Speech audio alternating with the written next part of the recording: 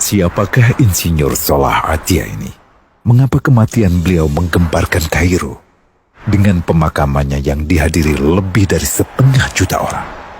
Mari kita simak kisah dari Asosiasi Universitas Islam Mesir ini.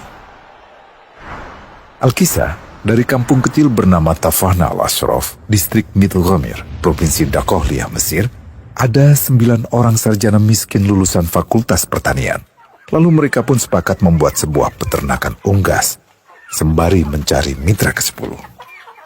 Namun mereka terbentur modal, maka dengan sekuat tenaga mereka kumpulkan dari hasil menjual tanah, perhiasan istri, hingga meminjam. Meski tidak banyak terkumpul, namun mencukupi untuk memulai usahanya. Pertanyaan tersisa, siapa mitra yang ke-10?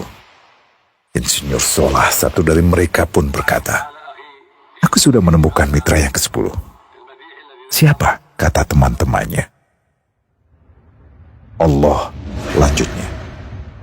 "Allah akan menjadi mitra usaha kita yang ke-10. Allah akan mendapat 10% dari keuntungan kita. Dengan perjanjian, Allah yang akan memberikan perlindungan dan pemeliharaan, keamanan dari segala wabah penyakit." Akhirnya mereka pun sepakat. Kontrak kerjasama pun ditulis secara rinci dan dicatatkan ke notaris, lengkap dengan peran mitra ke-10 tersebut.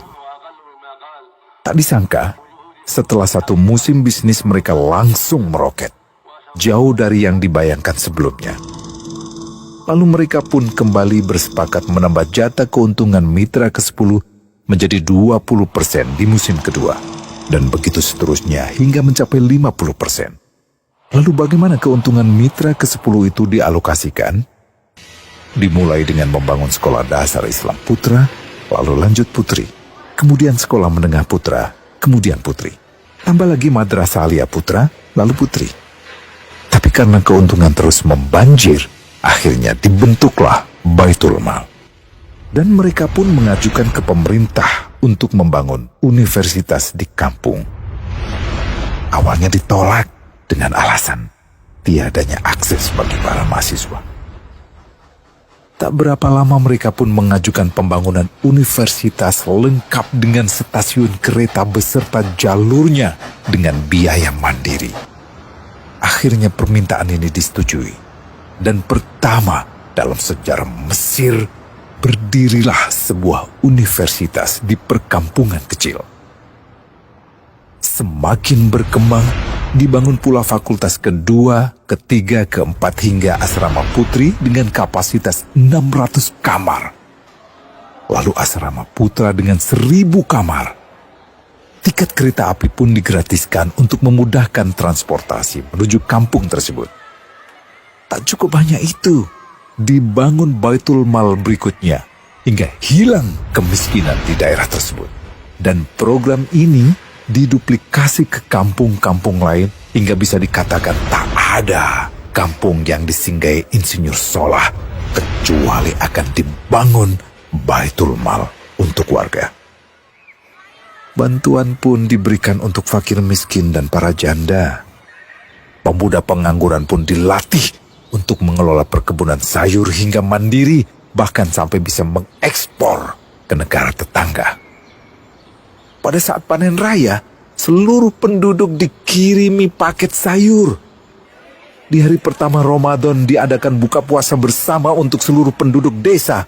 Mereka memasak dan hadir ke lapangan yang dipenuhi beraneka makanan. Disiapkan juga perabotan untuk gadis-gadis yatim yang ingin menikah.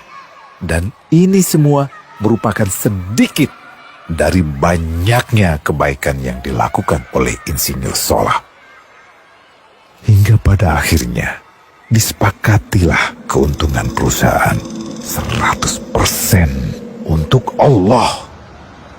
Insinyur Salah yang awalnya adalah salah satu mitra usaha berubah menjadi karyawan Allah.